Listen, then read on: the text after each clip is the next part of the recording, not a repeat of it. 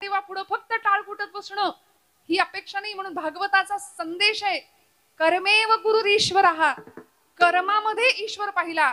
माऊलींनी अशी ओंजळ भगवंताच्या चरणावर वाहिली, अगा सर्वात्मका ईश्वरा, स्वकर्म कुसुमांची वीरा, पूजा केली होय अपारा तोषा लागी. स्वकर्म कुसुम, स्वतःच्या कर्माची फुलं भगवंताच्या चरणावर व्हायची आहेत. किती सुंदर विचार आहे बघा. आपण जे जे कर्म करू ना ते देवाच्या चरणावर व्हायचंय. आता असं म्हटलं की नाही, माणसं आपल्या सोयीप्रमाणे अर्थ घेतात. स्वामी समर्थ म्हणले, भिवू नको, मी तुझ्या पाठीशी आहे. आता चोरांनी चोरी करताना असा विचार करावा, काही हरकत नाही म्हणले, घालूया आपण दरोडा. स्वामी म्हणले, भिवू नको, मी तुझ्या पाठीशी आहे. चालेल का असं? नाही. म्हणून शब्द वापरला ज्ञानोबरायांनी, सत्कर्मी रती वाढो, भूता परस्परे पडो मैत्र जीवांचे. पण सत्कर्म हा शब्द संतांनी वारंवार वापरलाय आपल्या सगळ्या वाङ्मयामध्ये. आणि या कर्मापाठीमागची आपली निष्ठा प्रत्येकाने तपासावी असं संतांना वाटलं. म्हणून दंडवत घालून तुमच्या माझ्या हिताचा, तुमच्या माझ्या कल्याणाची कामना संतांनी केली. बघा, आपण सगळी मंडळी आता इथं लहान लहान, अगदी लहान लेकर आहेत. आपण शाळा कॉलेजचं उत्तम शिक्षण घेता आहात. मोरोपंत नावाचे एक पंडित साहित्य म्हणजे पंत साहित्यातले कवी होऊन गेले. ते म्हणाले, विद्येनेच मनुजा आले श्रेष्ठत्व या जगा माझी, न दिसे एकही वस्तू विद्येने या असाध्य आहे जी. विद्या नाम नरस्य रूपमधिकं प्रच्छन्न गुप्तं धनम, विद्या भोग करी यश सुख करी, विद्या गुरुणां गुरु, विद्या बंधुजनो विदेश गमने, विद्या परम दैवतम, विद्या राज सुपूजिता न तु धनम, विद्या विहीन पशु. माहितीये ना भर्तृहरींचा विद्येचं महत्व सांगणारा. शिकलात का आपण? कुणीतरी म्हणत होता आता सोबत, संस्कृत विषय आहे आपल्याला. हा, काय कोण आहे ही विद्या? तुमची माझी मैत्रीण, शेजारीण? नाही. विद्या नाम नरस्य रूपमधिकम, नराचं, पुरुषाचं, व्यक्तीचं खरं रूप आहे विद्या. त्यामुळे विद्वान सर्वत्र पूज्यते, सगळीकडे विद्वानाची पूजा होते. त्यामुळे अशी विद्या प्राप्त करणारी आपण सगळी मंडळी आहात. नहि ज्ञानेन सदृशम पवित्रम इह विद्यते, गोपाल कृष्ण म्हणतात. विद्येशिवाय या जगाच्या पाठीवर दुसरी कुठलीच गोष्ट पवित्र नाहीये. आणि इतकं पवित्र काम या भूमीत चालतंय आज ज्ञानगंगा या विद्यानिकेतनामध्ये. दर महिन्याला आपण कीर्तन श्रवण करता आहात महाराष्ट्रातल्या नामवंत कीर्तनकारांची. विठ्ठल विठ्ठल विठ्ठल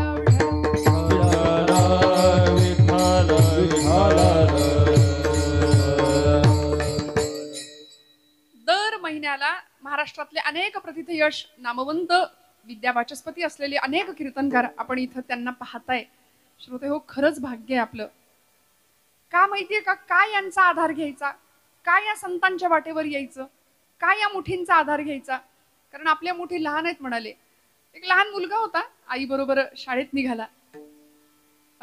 बाजारात जात असताना किराणा मालाच्या दुकानामध्ये आईनं सगळं सामान त्या दुकानदाराकडून पिशवीत भरून घेतलं.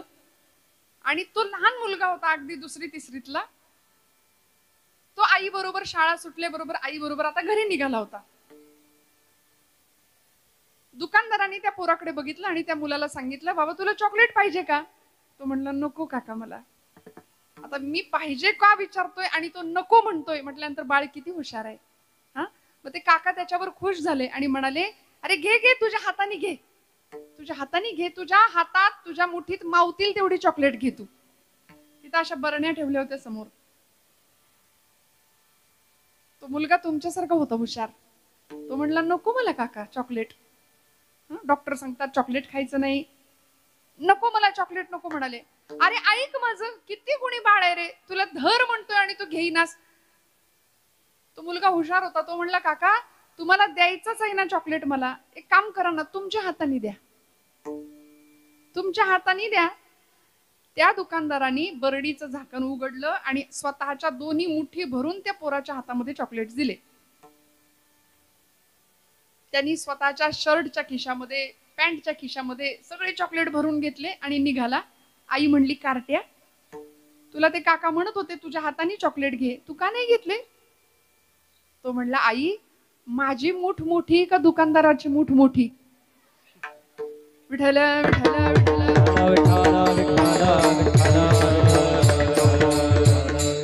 मला काय म्हणायचंय तुम्हाला कळलं. कुणाच्या मुठीतनं खाऊ जास्त मिळणार आहे की नाही? मोठ्यांची मूठ मोठी असते. आपण लहान मंडळी आहोत, मोठ्या मुठीचा आधार का घ्यावा लागेल? म्हणून मी भाग्य आहे आपल्या सगळ्यांचं असं का म्हटलं. शाळीग्राम सरांना, होडकर सरांना इतके धन्यवाद द्यावेत, इतके धन्यवाद द्यावेत की इतका विलक्षण आणि इतका अद्भुत उपक्रम आपल्या शाळेमध्ये ते राबवतायत. आज सगळ्या परंपरांची जननी असलेलं आणि सगळ्या परंपरांना सार्थ अभिमानाने आमच्या समोर मिरवणारं एक माध्यम आहे भक्तीचं, कीर्तन माध्यम. कलियुगाचं अत्यंत सुंदर असं साधन की जे आपल्याला आतही बघायला शिकवतं आणि बाहेरही बघायला शिकवतं.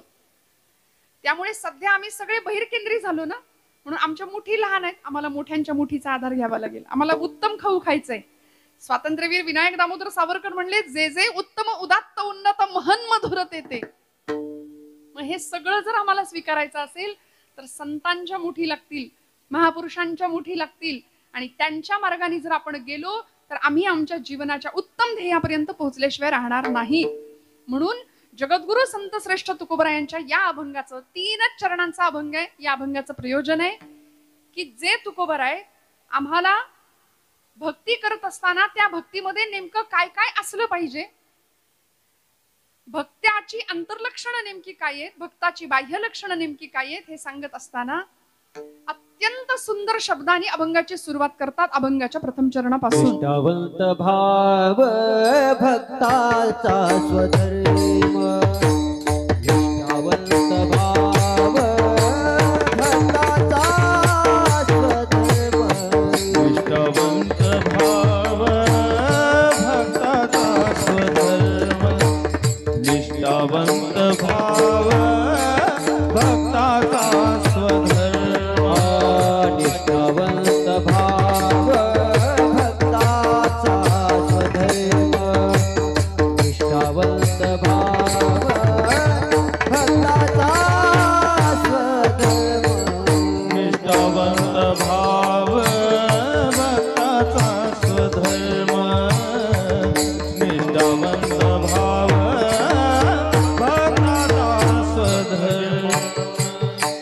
निर्धार हे वर्म चुकोणे, निर्धार हे वर्म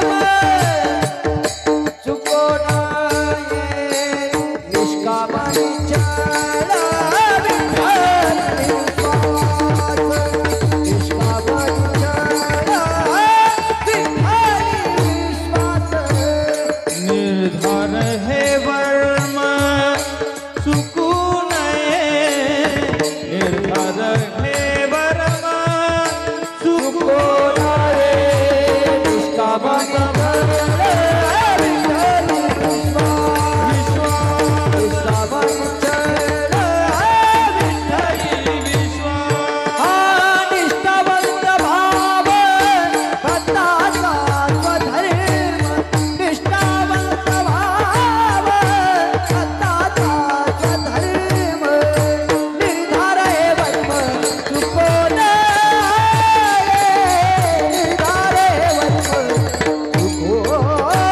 निष्ठावंत भाव भक्ताचा स्वधर्म, निष्ठावंत भाव भक्ताचा स्वधर्म, निर्धार हे वर्म चुकू नये, निर्धार हे वर्म चुकू नये.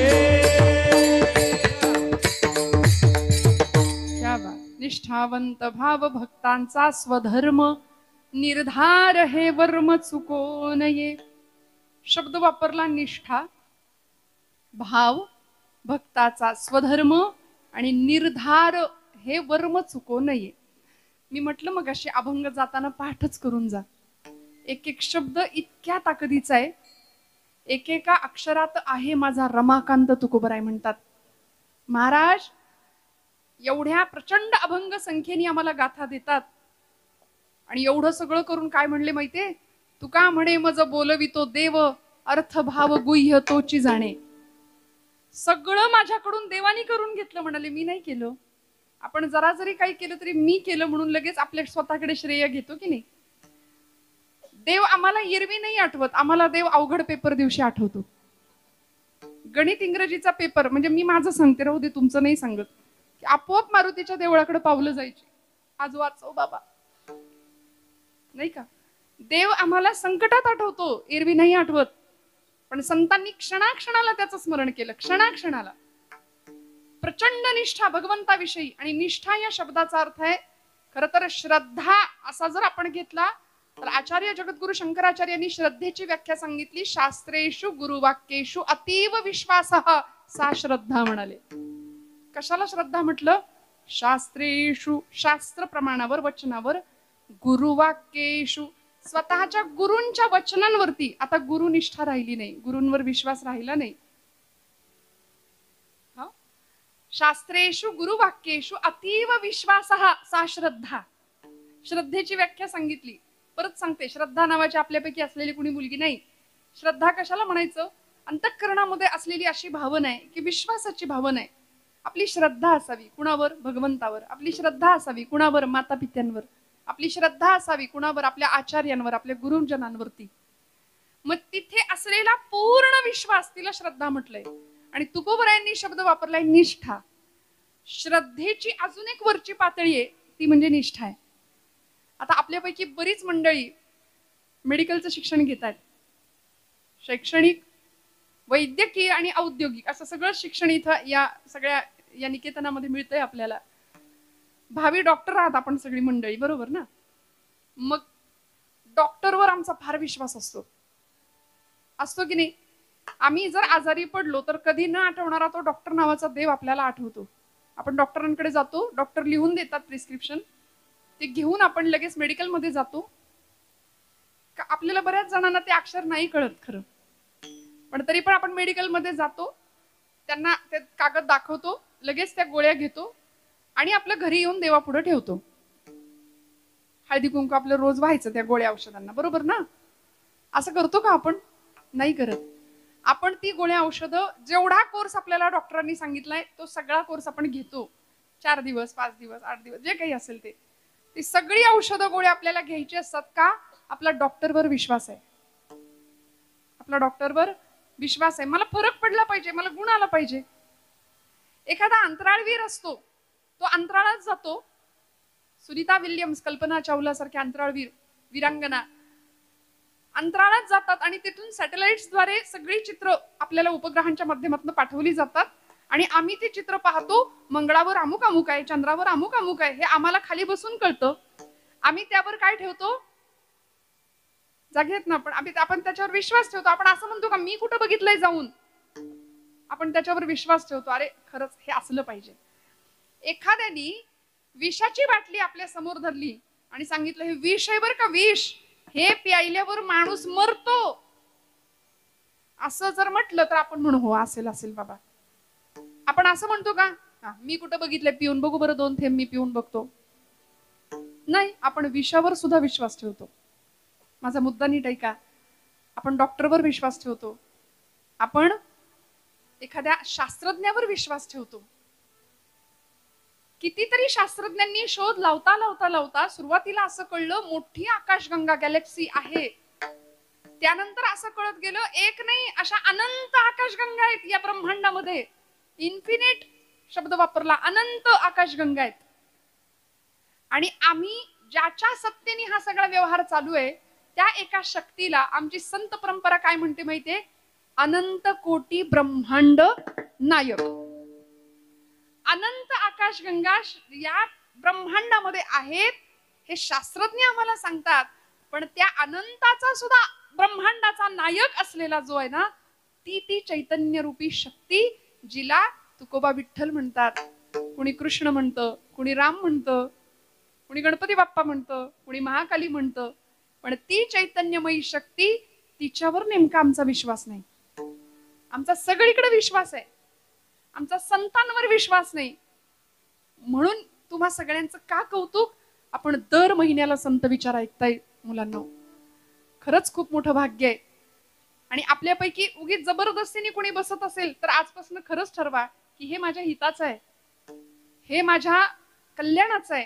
महिन्यातून एक दिवस 2 तास मी इतकं सुंदर कीर्तन मला महाराष्ट्रातल्या खूप मोठ्या लोकांकडून ऐकायला मिळतंय, हे माझं अहोभाग्य आहे. नामदेव महाराज म्हणले, जन्मोजन्मी आम्ही बहुपुण्य केले तेव्हा या विठ्ठले कृपा केली. आज आमची पावलं आमच्या लेकरांची, म्हणजे शहरात तुम्ही आज ग्रामीण भागात असून सुद्धा शहरातल्या लोकांची मुलांची पावलं इकडं सहजासहजी वळत नाहीत. असा समज असतो की ज्याला काहीच जमत नाही त्यांनी धोतर नेसावं. म्हणजे जे बॅकवर्ड आहेत ना, ज्याला काहीच कळत नाही, अडाणी असतात, त्यांनी ते धोतर नेसतात. पण सर मगाशी मला म्हणाली की इथे या शाळेमध्ये आता विद्यार्थ्यांच्या अंगावर धोतर आणि झब्बा कुर्ता दिसेल, डोक्याला टोपी दिसेल, कपाळाला गंध दिसेल. किती आनंद आहे. आम्ही भारत भूमीचे सुपुत्र आहोत. आम्ही देवभूमीत जन्माला आलो. धन्य भूमी पुण्य देश जेथे वैष्णवांचा वास. किती भाग्यवान आहे. या भरतखंडामध्ये जन्म घ्यायला अनेक जन्मांची पुण्याई लागते आणि आम्ही पुण्यवान आहोत. अशा माता पित्यांच्या अशा मातीमध्ये आपण जन्माला आलो की जी माती उत्सव प्रिय आहे, उत्साही आहे, संत विचारांनी सिंचित झालेली आहे. पण थोडं पाश्चिमात्यीकरणाचं वारं आपल्याकडे आल्यामुळे सगळंच बघ बिघडत चाललं, बदलत चाललं. म्हणून पुन्हा एकदा नव्याने आज पुन्हा एकदा या सगळ्याचं बीजारोपण म्हणजे सुसंस्कृत आणि सुसंघटित व्हावं, एकत्रित यावं. इतक्या सुंदर पद्धतीने विचारांचा एक आचारांचा परिपाक तयार व्हावा, इतक्या सुंदर पद्धतीने हातात घेतलेलं हे असिधारा व्रत. संतांची हीच तर अपेक्षा आहे तुमच्या माझ्याकडून. दुसरं काय हवंय संतांना सांगा ना. बरं, दंडवत घालून कामना केली आणि आम्हाला सांगितलं खरा भक्त कसा असतो, त्या भक्ताची लक्षणं काय असतात. निष्ठावंत भाव. भक्ताकडे सगळ्यात पहिली असावी ती निष्ठा. कुठली निष्ठा, कसली निष्ठा. सध्या निष्ठा हा शब्द तुम्हाला सगळ्यांना माहितीये, मी काही नव्याने सांगत नाहीये. वापरून वापरून गुळगुळीत केलाय शब्द हा. पण तुकोबरायांनी ज्या वजनाने शब्द वापरला ना निष्ठा, त्याचा अर्थ खूप वेगळा आहे. आम्ही इतका शब्द वापरला, इतका वापरला, उठसूट हा शब्द आम्ही वापरू लागलो. देशनिष्ठा, पतिनिष्ठा, गुरुनिष्ठा, अजून धर्मनिष्ठा, आपल्या कामावरची निष्ठा, अजून सांगू का पक्षनिष्ठा.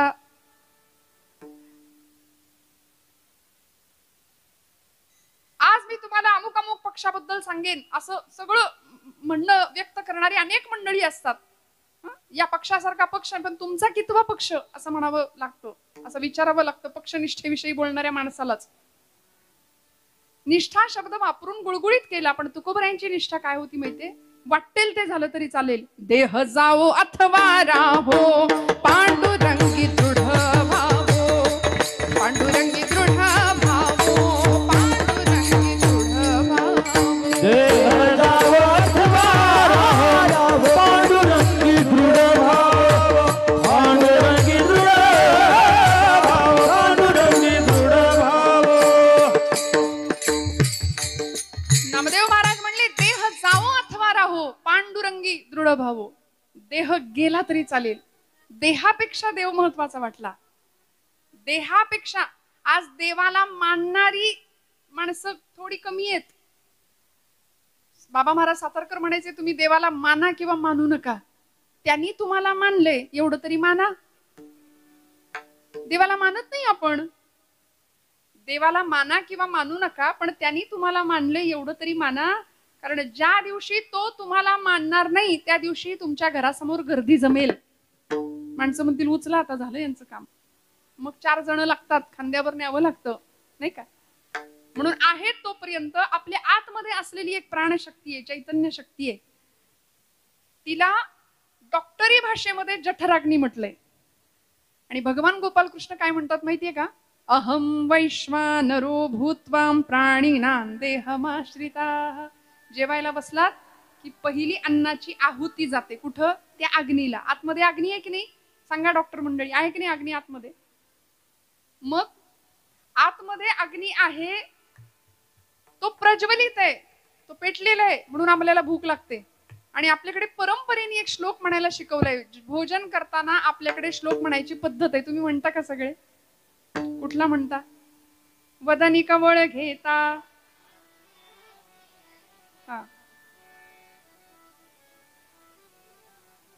हा.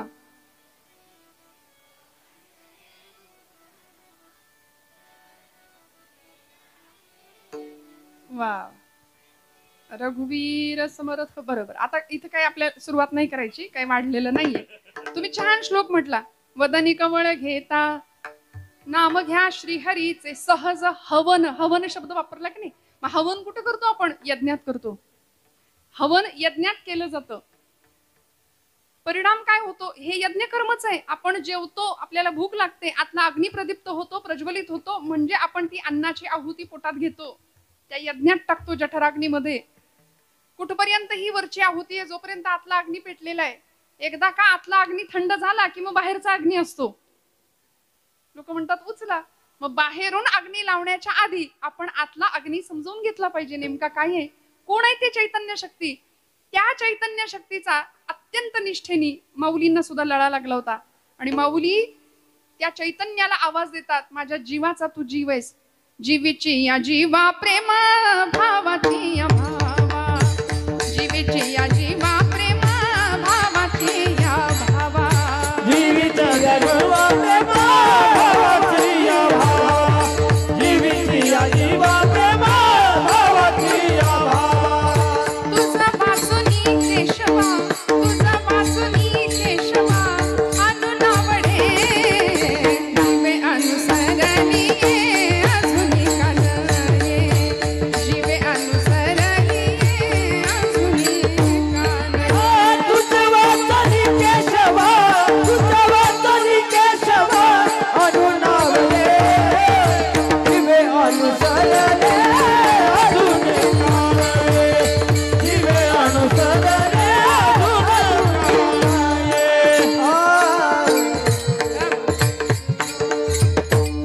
जीवीची या जीवा प्रेम भावाची या भावा.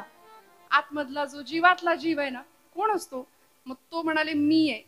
आपण त्याला मी म्हणतो, त्याला वेदांताच्या भाषेमध्ये कुटस्थ चैतन्य म्हटलंय. आणि तोच ओळखायचंय आपल्याला. मी कोण? आचार्य म्हणाले कोहम कथमिदम जातम को वै कर्तास्य विद्यते. मी कोण? Who I am. What is the mission of my life. मी कोण? आपण कधी विचारतो का स्वतःला मी कोण, मी कोण, मी कोण? विचारा बरं, सारखे प्रश्न विचारायचे. मी कोण? तुम्ही म्हणाल ताई काही पण काय सांगताय, मी कोण, माझं नाव अमुक अमुक अमुक, झालं मी कोणचं उत्तर. नाही, परत विचारायचं मी कोण. मग काय उत्तर मिळेल? मी अमक्या अमक्याची मुलगी, अमक्या अमक्याचा मुलगा. अजून एकदा विचारायचं मी कोण. मग मी या गावचा. परत एकदा विचारायचं मी कोण. महाराष्ट्र राज्य आहे माझं. मी कोण? मी भारताचा नागरिक आहे. मी कोण? असं करता करता करता आपल्याला काय उत्तर मिळेल माहितीये का? अहम ब्रह्मास्मी. मी ब्रह्म आहे, मी तो आहे, मी भगवंताचा अंश आहे, मी त्याचंच एक रूप आहे. म्हणून माणसाचा भगवंताकडे जाणारा एक प्रवास झाला पाहिजे. तुम्हाला एक गोष्ट सांगते. परवा गणपती उत्सव आता आपल्याकडे पार पडला. गणपतीची एक छान मूर्ती एक शिल्पकार घडवत होता. दगडातनं मूर्ती घडवण्याचं काम चालू होतं. आणि ओबड धोबड असे टोकेरी पडलेले तिथं दगड होते. आणि तो मूर्तिकार त्या दगडातनं मूर्ती घडवत होता गणपती बाप्पाची. अतिशय सुंदर मूर्ती घडवली. पण ती मूर्ती पाहिली आणि माझ्या मनात एक प्रश्न आला. मी आपलं त्यांना विचारून टाकलं. म्हटलं काका, एवढी सुंदर माझ्या गणपती बाप्पाची मूर्ती त्या इतक्या ओबड धोबड दगडातनं तुम्ही केलीच कशी? माझा आपला वेड्यासारखा प्रश्न होता. पण ते म्हणले तुमच्या भाषेत सांगू का? म्हटलं सांगा. ते म्हणाले त्या दगडामध्ये आधीच मूर्ती होती. त्या दगडामध्ये आधीच गणपती बाप्पाची मूर्ती होती. फक्त त्या मूर्तीला नको असलेला भाग मी छिन्नी आणि हातोड्याच्या साह्याने काढून टाकला. आतमध्ये मूर्ती आपोआप तयार झाली. मग मला कळलं, अरे छिन्नी हातोड्याचा घाव करी दगडाचा देव, खाई दैवाचे तडाखे त्याचं माणूस आहे नाव. आमचा देवत्वाकडचा जर प्रवास व्हायचा असेल, आमच्या निष्ठा जर पक्क्या व्हायच्या असतील ना, तर आम्हाला सुद्धा अनेक प्रकारचं सगळं घाव सोसावे लागतील. त्या दगडाला तो मूर्तिकार ठोकतोय, घासतोय, तासतोय, कोरतोय आणि शेवटी तीच हत्यारं त्याच मूर्ती समोर ठेवून प्रार्थना करतो. त्वम ब्रह्मास्त्वम रुद्रस्त्वम अग्निस्त्वम. मग तो दगड नाही राहत, तो देव बनतो. तसे आमची निष्ठा पक्की असेल ना, तर आमचाही प्रवास मनुष्यत्वाकडून देवत्वाकडे झाल्याशिवाय राहत नाही. तुकोबरायांची निष्ठा इतकी पक्की होती, वाटेल ते झालं तरी चालेल, तुटो हे शरीर फुटो हे मस्तक, नामाचा गजर सोडू नये महाराज म्हणतात. समाजाने दिलेला सगळा छळ हसत हसत सहन केला या मंडळींनी. का हो? निष्ठा पक्क्या होत्या. निष्ठावंत भाव भक्तांचा स्वधर्म, निर्धार हे वर्म चुको नये. अनेक प्रकारचे भाव शास्त्रकारांनी सांगितलेत. दास्य भाव आहे, सख्य भाव आहे, शांत भाव आहे, वात्सल्य भाव आहे आणि माधुर्य नावाचा एक भाव आहे. मग या सगळ्या भावांवर आरूढ असलेला जो खरा भक्त असतो ना, त्याची निष्ठा किती पक्की असावी. त्रिभुवन भागवतकार म्हणाले, वाटेल ते झालं तरी चालेल, आकाश कोसळलं तरी त्या आकाशावर, त्या कोसळलेल्या ढिगावर मी उभा राहीन, असे महापुरुष म्हणत होते. मग ते लोकमान्य टिळक असू दे, स्वातंत्र्यवीर सावरकर असू दे, भगतसिंग, राजगुरू, सुखदेव, अनंत कान्हेरे, हे सगळे भगवद्गीता हातात घेऊन फासावर गेले. वंदे मातरम हा महामंत्र होता त्यांचा. निष्ठा पक्क्या होत्या. वाटेल ते झालं तरी चालेल, देह गेला तरी चालेल, पण तरी सुद्धा आम्ही आमचा मार्ग नाही सोडणार, निर्धार हे वर्म चुकू नये.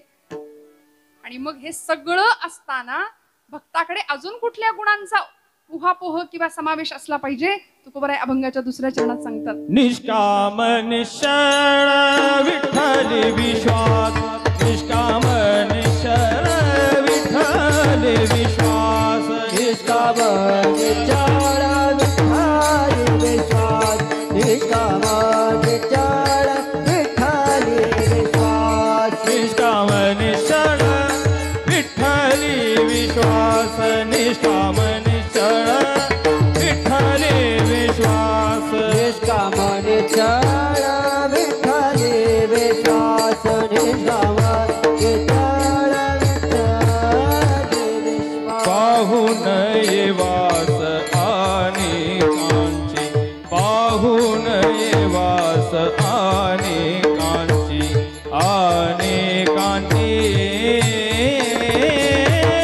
निष्काम निश्चळ विठ्ठली विश्वास, निष्काम निश्चळ विठ्ठली विश्वास. पाहून ये वास आणि कांची, पाहून ये वास आणि कांची, निष्काम निश्चळ विठ्ठली विश्वास, निष्काम निश्चळ विठ्ठली विश्वास, विठ्ठली विश्वास, विठ्ठली विश्वास. निष्काम निश्चळी विठ्ठली विश्वास, पाहो नये वास आणि कांची. एकदा एका मार्गावरनं चालायचं ठरवलं ना, तर आमच्याकडे निष्कामता असली पाहिजे. आम्ही सध्या सगळं काम सकाम वृत्तीने करतो ना, मला काय मिळेल हा प्रश्न असतो प्रत्येक वेळी. हे केलं तर मला काय मिळेल, ते केलं तर मला काय मिळेल. पण संतांची आणि भक्तांची खरी भक्ती ही निष्काम होती, सकाम नाही. निश्चळ मनाची अवस्था न ढळणारी, चंचलम ही मन कृष्ण प्रमाथी बलवत दृढम, अशा मनाला उपमा दिल्यात अर्जुनानी. हे मन अत्यंत चंचल आहे देवा. बघा ना, तुम्ही सगळे कीर्तनात आहे, पण खरंच कीर्तनात आहात का? आहात का? तुम्ही देहाने कीर्तनात बसलाय, मन आहे का? खरं सांगा. इथं सगळीकडे फिरतय, सगळीकडे फिरतय. भूक लागलीये, सगळीकडे मन आमचं फिरत असतं. बर, लहानपणापासून आम्ही इतकं काय काय ठरवतो, याव करीन, त्याव करीन, असं करीन, तसं करीन, पण बोलाची कडी आणि बोलाचा भात राहतो की नाही आपला. नुसतंच बोलतो आपण, करत काहीच नाही. पण या पाठीमागे अवस्था कशी असली पाहिजे? दृढ मन, निश्चळ मन, निष्काम अवस्था आणि भगवंतावर नितांत विश्वास, गुरूंवर नितांत विश्वास, माता पित्यांवर नितांत विश्वास. या संत मांदियाळीचा, महापुरुषांचा तसा विश्वास होता, म्हणून तर एक एक महापुरुष घडले. श्रोते हो, योद्धा संन्यासी असं ज्यांचं वर्णन केलं जातं, असे ज्यांनी शिकागो धर्म परिषद गाजवली आणि विश्वबंधुत्वाचा संदेश सबंध जगभर पसरवला, असे स्वामी विवेकानंद. 5 वर्षाचे होते, लहान होते, पण काय अवस्था होती बघा ना, काय संस्कार होते. वयाच्या 5व्या वर्षी आपल्या बाळाचा वाढदिवस, नरेंद्र लहान, त्यांचं लहानपणीचं नाव. वाढदिवसा दिवशी सगळा मित्र परिवार जमला होता आणि एकमेकांमध्ये चर्चा सुरू झाल्या. ए, तू कोण होणार रे मोठेपणी? तू मोठेपणी कोण होणार? आपण काय सांगता, उत्तर देता? माझे वडील डॉक्टर आहेत, मी डॉक्टर होणार. माझे वडील इंजिनियर आहेत, मी इंजिनियर होणार. मी अमुक होणार, मी तमुक होणार, असे सगळे जण उत्तर देत होते. आणि या पठ्ठ्याने उत्तर दिलं, मी घोडा चालवणारा टांगेवाला होणार आहे. नरेंद्रांनी उत्तर काय दिलं, मी घोडा चालवणारा टांगेवाला होणार आहे. सगळे हसले. वडील याचे वकील विश्वनाथ बाबू दत्त, कलकत्ता हायकोर्टाचे सुप्रसिद्ध वकील, आणि यांचा पोरगा टांगेवाला होणार. सगळे हसले. पण वडील आपल्यासारखे होते बरं का.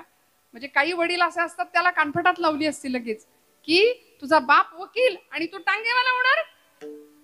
पण वडिलांनी त्यामागचं कारण समजून घेतलं, कारण तो इंग्रजांचा काळ होता. वडील इंग्रजांचा सूटबूट घालत होते आणि कोर्टात जायचे. तो काही नरेंद्राला पटत नव्हता, आवडत नव्हता. ज्या घोड्याच्या गाडीत बसून जायचे, आता तुम्ही उत्तरेकडे जर गेलात ना, तर ती घोडा गाडी, तिला बग्गी असं नाव आहे. आणि तो बग्गी हाकणारा एक असतो ना, त्याला कोचमन असं नाव आहे, तो टांगेवाला. लाल बुंद त्याचा तो पोशाख असतो, पेहराव असतो. हातामध्ये असा लगाम, हातात चाबूक, घोड्यावर मारला की घोडा भरधाव वेगाने पुढे जायचा. आणि पुढे बसणारा तो कोचमन, तुलनेने यजमान जो असतो ना पाहुणा, तो मागे बसतो त्या बग्गीमध्ये. आपण कधी पाहिली तर पहा, बग्गीचा रचनाच अशी आहे. टांगेवाला, तो घोडा हाकणारा माणूस असा उंचावर असतो. त्याला ते आवडायचं. नरेंद्रांनी पटकन उत्तर दिलं की मी घोडा चालवणारा टांगेवाला होणार आहे. पण आई वडिलांनी काय केलं पाहिजे, हळूहळू आपल्या संस्कारांवरची, आपल्या धर्मावरची, आपल्या परंपरेवरची निष्ठा आणि विश्वास कसा दृढ होत जातो पहा ना. भिंतीवरती एक चित्र लावलं होतं. त्या चित्र असं होतं, कुरुक्षेत्रावर भगवान गोपाल कृष्ण अर्जुनाला भगवद्गीता सांगतायत, रथाचं सारथ्य करतायत अर्जुनाच्या. भुवनेश्वरी मातेनी आणि विश्वनाथ बाबूंनी आपल्या बाळाला सांगावं, नरेंद्रा तुला टांगेवाला व्हायचंय ना, हो खुशाल हो, पण तुझ्या घोड्याच्या गाडीत फक्त अर्जुनाला बसव. त्या चित्राकडे दाखवलं बोट आणि सांगितलं, तुझ्या घोड्याच्या गाडीत फक्त अर्जुनाला बसव. अर्जुनाचं सारथ्य करणाऱ्या गोपाळ कृष्णासारखा सारथी हो माझ्या राजा. हा संस्कार लहान वयामध्ये केला. आणि हळूहळू तुम्ही कधी वाचलं तर नक्की वाचा स्वामी विवेकानंदांचं चरित्र. स्वामीजी म्हणतात की पाश्चात्य शिक्षणाचा प्रभाव आमच्यावर होता आणि हळूहळू आमचा देव भोळेपणा नष्ट व्हायला लागला. आम्ही देव मानेनासे झालो. आमच्या निष्ठा गुळगुळीत झाल्या. आमची देवावर, धर्मावर निष्ठा नाही राहिली. कारण पाश्चिमात्य लोक इथे यायचे, इंग्रज लोक इथे यायचे आणि भारतातल्या सगळ्याच प्रथा, परंपरा, देव, धर्म हे सगळं खोटं आहे म्हणायचे, थोता अंडा हे सगळं असं म्हणून आमची स्टिंगल करायचे. आमचा राष्ट्राभिमान स्वतःच्या टाचेखाली या लोकांनी तुडवायला सुरुवात केला. आणि खरंय मंडळी, फक्त इंग्रज आले का? कोण कोण आले? डच आले, शक आले, हून आले, पोर्तुगीज आले, इंग्रज आले. 150 वर्ष इंग्रजांनी राज्य केलं. मुघल आले, अनेक सुलतानी आक्रमण या भूमीवरती झाली. आणि एवढ्या वर्षानंतर या सगळ्या लोकांनी इथलं सगळं नेण्याचा प्रयत्न केला, लुटून सगळं नेलं. रिकाम्या आगबोटी भरून आले होते इंग्रज, सगळं नेण्याचा प्रयत्न केला आणि आमचा राष्ट्राभिमान सुद्धा स्वतःच्या टाचेखाली तुडवून टाकलाय. बर, इतक्या वर्षानंतर, इतक्या स्वाऱ्या होऊन अक्षरशः या लोकांनी नालंदा तक्षशिला सारखी विद्यापीठ होती, 6-6 महिने पुस्तकं जळत होती, जाळून टाकली विद्यापीठ आमच्या इथली शिक्षण संस्था. आणि गुरुकुल पद्धतीचं शिक्षण होतं भारतामध्ये. ती गुरुकुल पद्धती नामशेष केली, पुस्तकं जाळली. आणि इथं भारतीयांवर जर राज्य करायचं असेल तर म्हणाले आता इंग्रजी शिक्षण किंवा कॉन्व्हेंट शिक्षण आणायचं. म्हणून बघा, इंग्रजी शिक्षणाला नकार नाहीये. उत्तम इंग्रजी भाषा आम्हाला आलीच पाहिजे, इंग्रजी शिक्षण आमच्याकडे असलंच पाहिजे. पण त्याचबरोबर आमच्या परंपरा, आमची संस्कृती, आमचा सनातन धर्म हे सगळं आम्हाला कधी कळणार? याकरता कीर्तन आहे बरं का. याकरता कीर्तनाचं प्रयोजन आहे. विठ्ठल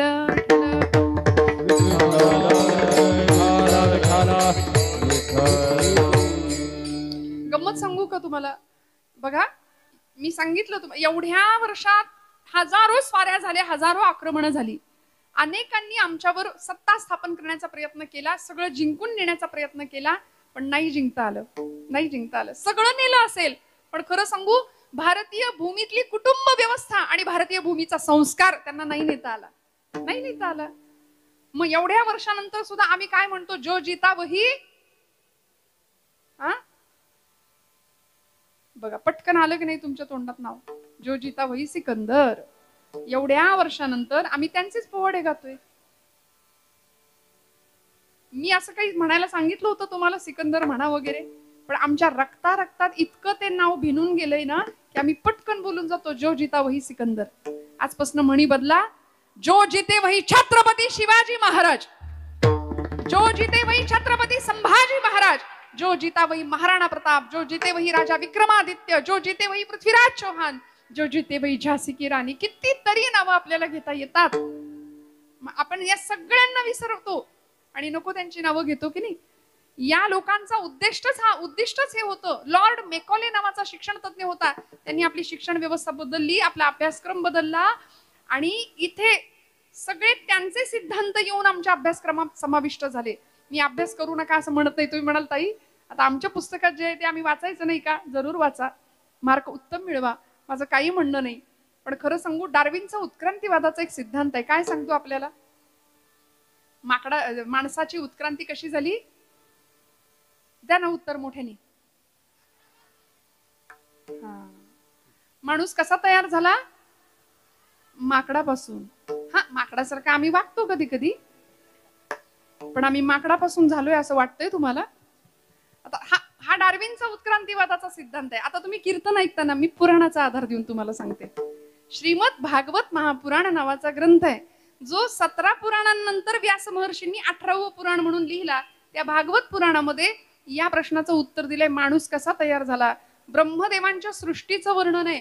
ब्रह्मदेवांनी जगातलं पहिलं जोडपं निर्माण केलं होतं, मनु आणि शतरूपा त्याचं नाव. मग मनू पासून निर्माण झालेले आम्ही सगळे मानव आहोत. दानवासारखे, मरकटासारखे कधी कधी वागतो. पण डार्विनचा उत्क्रांतीवादाचा सिद्धांत त्याच्याच मुलांनी खोटा ठरवला. त्याच्या मुलांनी त्यांना प्रश्न विचारला होता की म्हणाले, हे असं कसं झालं? म्हणले, बाबा माकडाचा जन्म, माणसाची उत्क्रांती माकडापासून. मग असं जर असेल तर आता जी माकडं दिसतायत त्यांचं काय करायचं? आता जी सगळी माकडं दिसतायत त्याचं काय करायचं? हा त्यांच्याच मुलांनी त्याला विचारलेला प्रश्न आहे. त्यामुळे मनूपासून आम्ही सगळे मानव निर्माण झालो आणि इथे 2 वंश झाले, चंद्रवंश एक आणि सूर्यवंश एक. एक होता चंद्रवंश, एक होता सूर्यवंश. चंद्रवंशामध्ये प्रभू गोपाल कृष्ण जन्माला आले, सूर्यवंशामध्ये प्रभू रामचंद्रांचा जन्म आहे. चंद्रवंशामध्ये गोपाल कृष्ण परमात्मा आहे, यदुकुल असं म्हटलं जातं. म्हणून देवाचं आडनाव काय आहे? यादव. पण म्हणले ते यादव गाईला चारा घालत होते. कळलं का? जागीपणी ऐका बरं का. गोपालकृष्ण यादव हे गोपालन करत होते, गो संवर्धन करत होते, गायीवर प्रेम करत होते, गायीला चारा खायला घालत होते. नंतरच्या यादवांनी गायीचाच चारा खाल्ला. पण मग हे सगळं असताना यदुकुलातले गोपालकृष्ण आणि इकडे सूर्यवंशामध्ये प्रभू राम, मर्यादा पुरुषोत्तम प्रभू रामचंद्र भगवान. या सूर्यवंशामध्ये पुढच्या काळामध्ये वेरूळच्या कृष्णेश्वराच्या कृपाशीर्वादाने भोसले घराण्यामध्ये मालोजीराजे भोसले जन्माला आले. त्यांच्या पोटी जन्म झाला शहाजीराजे भोसल्यांचा. इकडे चंद्रवंशामध्ये लखुजीराजे जाधव, सिंदखेड राजाचं एक घराणं होतं जाधवांचं, म्हणजे यादवांचेच जाधव झाले. त्या जाधवांच्या घराण्यामध्ये लखुजीराजे जाधवांची एक मुलगी होती जिजाऊ, ज्या महाराष्ट्राच्या राजमाता, राष्ट्रमाता. जिजाऊ साहेब आणि छत्रपती शहाजीराजे भोसले यांचा विवाह होतो. चंद्रवंश सूर्यवंश एकत्र येतात आणि या भूमीला एक शककर्ता राजा, स्वराज्य निर्माता छत्रपती शिवाजी महाराज मिळून जातात. हे या भूमीचं सार्थक आहे, हे या भूमीचं वैभव आहे. म्हणून आमचे वारसदार राम आहे, आमचे पूर्वज राम, कृष्ण, छत्रपती शिवाजी आणि छत्रपती संभाजी माकडं नाहीत. एवढं डोक्यात पक्क ठेवा बरं का. त्यांचे आम्ही वंशज आहोत, त्यांचे आम्ही वारसदार आहोत. मग तुकोबरायांना आम्हाला हेच सांगायचंय, या सगळ्या मंडळींनी जे एक गोष्ट आम्हाला करायला शिकवली ती आम्हाला निष्ठेने करावी लागेल, अत्यंत विश्वासाने करावी लागेल. धर्माचे पालन, धर्माचे पालन, धर्माचे पालन, धर्माचे पालन.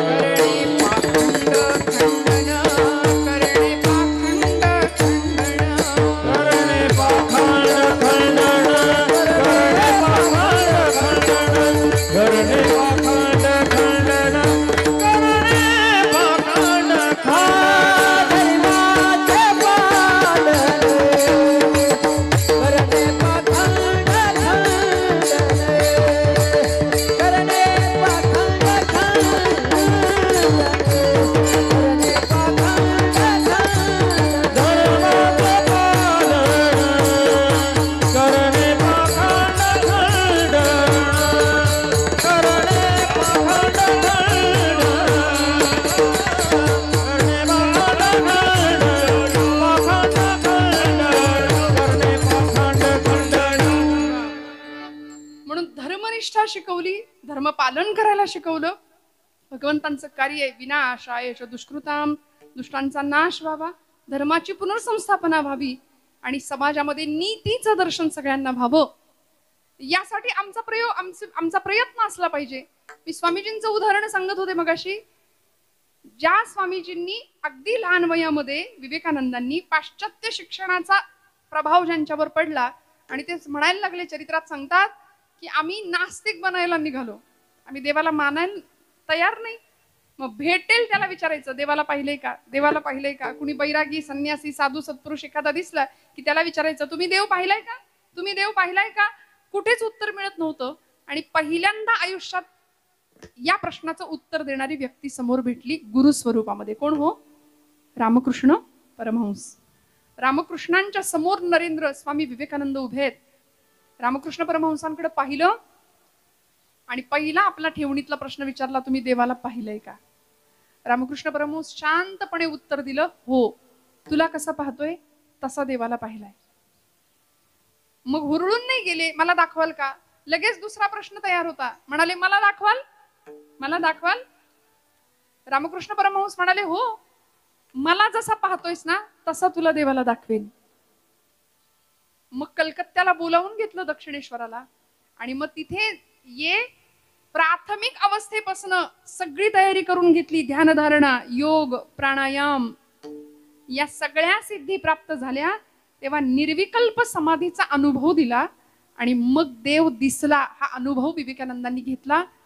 परिव्राजक अवस्थेमध्ये भारत भ्रमण केलं. 3 वर्ष स्वामी विवेकानंदांनी कन्याकुमारीला गेले आणि तिथे स्मारक आहे आज भारताच्या दक्षिणेला. 72 तास ध्यानावस्थेमध्ये एका खडकावर जाऊन बसले. एक खडक खुणावत होता. नावाड्याला विचारलं, मला त्या खडकावर सोडतोस का. तो नावाडी म्हणला, पैसे लागतील. स्वामीजी म्हणाले, माझ्या खिशात पैसे नाहीयेत पण माझ्या बाहूंमध्ये बळ आहे. घेतली समुद्रामध्ये उडी आणि तो खडक गाठला. 3 दिवस 3 रात्री त्या खडकावर बसून साधना केली. मी कोण याचं उत्तर प्राप्त केलं आणि मग भगवंतापेक्षा मी कोणी वेगळा नाहीये ही अवस्था निर्माण झाली. जीवनाचं ध्येय निश्चित झालं आणि हेच स्वामी विवेकानंद भारताचं प्रतिनिधित्व करायला शिकागोची धर्म परिषद गाजवतात आणि विश्वबंधुत्वाचा एक सुंदर संदेश भारताच्या वतीने मांडतात. अमेरिकेतल्या माझ्या बंधू आणि भगिनींनो म्हणून सगळे एका सूत्रात घेतलं आणि भगवंताचं जे तत्वज्ञान आहे, ईश्वर सर्वभूतानां हृद्देशेर्जुन तिष्ठति भ्रामयन् सर्वभूतानि यंत्रारूढानि मायया. हे विलक्षण तत्वज्ञान मांडलं. मला सांगा ना, हा विश्वास असावा लागेल, ही निष्ठा असावी लागेल. नामदेव महाराज म्हणले ना, आपण प्रमाण ऐकलं, देह जावो अथवा राहो पांडुरंगी दृढ भावो. तुका म्हणे प्राण करा देवासी अर्पण. प्राण गेला तरी चालेल पण आमचं ध्येय आणि आमच्या निष्ठा आम्ही पक्क्या ठेवू. हा संतांचा किंवा महापुरुषांच्या आयुष्याचा संदेश होता. वाटेल ते झालं तरी स्वातंत्र्यवीर विनायक दामोदर सावरकर कुठे गेले हो? लंडनला गेले होते. कशा करता? अलीकडे पुस्तक वाचनाची परंपरा किंवा प्रथा कमी झाली, वाचन संस्कृती कमी झाली म्हणून आध्यात्मिक लायब्ररी आज पाहिलं मी, दर्शन घेतलं. आम्ही वाचायला तयार नाही, वाचायला तयार नाही. एका मुलाला मी विचारलं होतं, तू वाचतोस का रे चांगलं काही? तुम्ही वाचता का काही चांगलं चुंगलं, काही एखादं पुस्तक, काही अवांतर वाचन करता का? शालेय अभ्यासाव्यतिरिक्त काही वाचता का? तो म्हणाला, ताई व्हॉट्सअपवरचे मेसेज इतके असतात, म्हणले ते संपत नाही वाचून, इतकं वाचतो. आता अलीकडे ते एक विद्यापीठ चांगलं आहे व्हॉट्सअप, आहे की नाही, तेच संपत नाही म्हणाले. म्हटलं तू खरंच काही वाचत नाही? नाही म्हणले नाही वाचत. म्हटलं आता तू वाचत नाही. विठ्ठल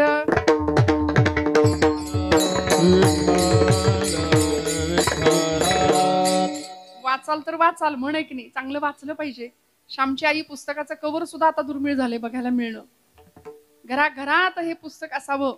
आम्ही घरं भरली, फर्निचर भरले, माणसांना बसायला जागा नाही, एवढं फर्निचर आहे घरात, पण 50 रुपयाचं पुस्तक सापडेल की नाही हे सांगता येत नाही. इतकी दुर्भिक्ष झालं वाचन संस्कृतीचं. मग त्या श्यामच्या आईनी काय संस्कार केले होते? साने गुरुजी काय सुंदर आठवण सांगतात. तो आंघोळ करून ज्यावेळी श्याम बाहेर येतो मोरीतनं, बाथरूम मधून ज्यावेळी तो बाहेर येतो त्यावेळी आईला सांगतो, आई तुझा पदर खाली पसर, माझ्या पायाला घाण लागेल, माझ्या पायाला माती लागेल. त्यावेळी आई सांगते, श्याम पायाला घाण लागू नये म्हणून जेवढा जपतोस तेवढी मनाला घाण लागू नये म्हणून जप माझ्या राजा आयुष्यभर. आयुष्यभर हा संस्कार त्या वयामध्ये होत होता, त्या वयामध्ये ते संस्कार केले जात होते, म्हणून ही मंडळी, ही माणसं घडत होती. श्रोते हो, छत्रपतींचं घडणं सुद्धा असंच आहे की नाही हो. राजे लढले कसे आम्हाला माहितीये, पण घडले कसे याचा विचार आम्ही कमी करतो. आमचा विश्वास आणि आमची निष्ठा जर पक्क्या व्हायच्या असतील ना, आमच्या धर्माविषयक, आमच्या संतांच्या विचारांच्या विषयक, तर आम्हाला या महापुरुषांच्या चरित्रांकडे जावं लागेल, बघावं लागेल, थोडस त्यांच्या सानिध्यामध्ये राहावं लागेल.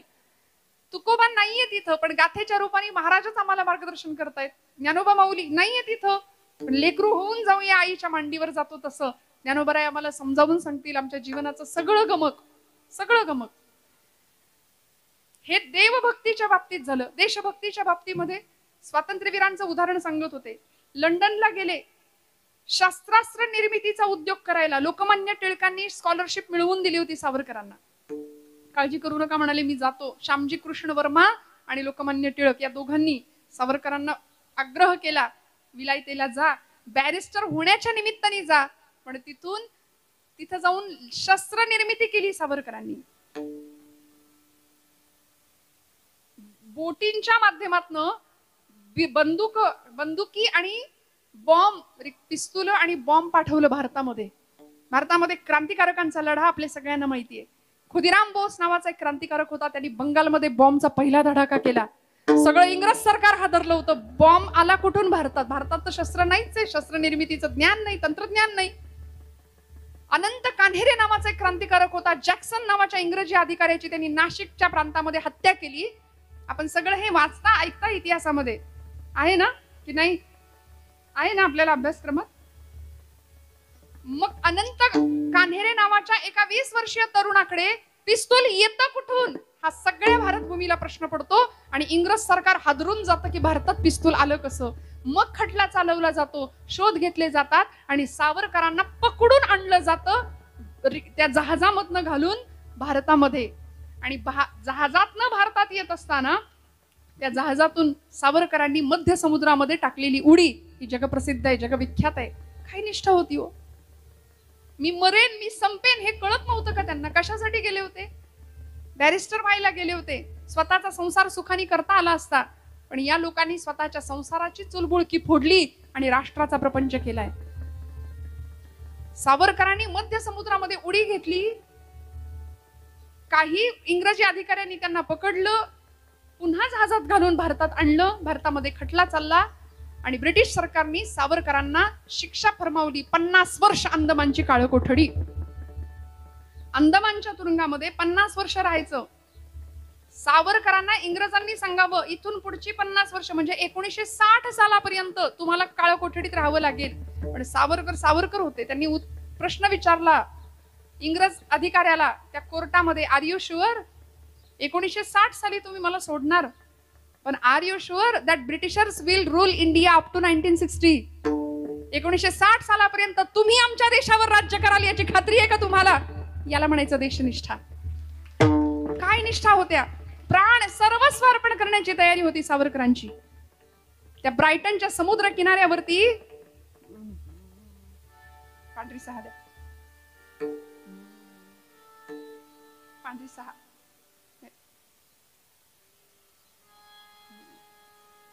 आपलं पांढरी 2 चालू आहे ना? हा, okay. Scale change. Vitthal Vitthal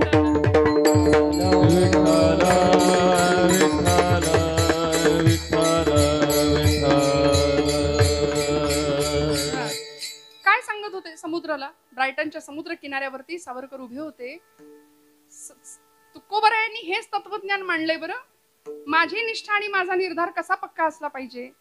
रणांगणावर निघालेला एखादा शूर असतो ना, तसा माझा निर्धार भगवंता तुझ्या प्रती असला पाहिजे. माझी निष्ठा, भक्ताची निष्ठा ही भगवंताप्रती अशी असली पाहिजे.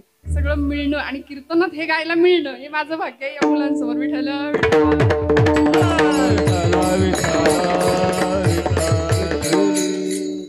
काय झालं? लंडन वरून त्यांना पकडून आणलं, शिक्षा सुनावली गेली आणि अंदमानला जाण्यापूर्वी साखळ दंडांनी जखडून, म्हणजे आरोपीच्या, कैद्याच्या वेशामध्ये मुंबईच्या एका जेलमध्ये सावरकर काही दिवस होते.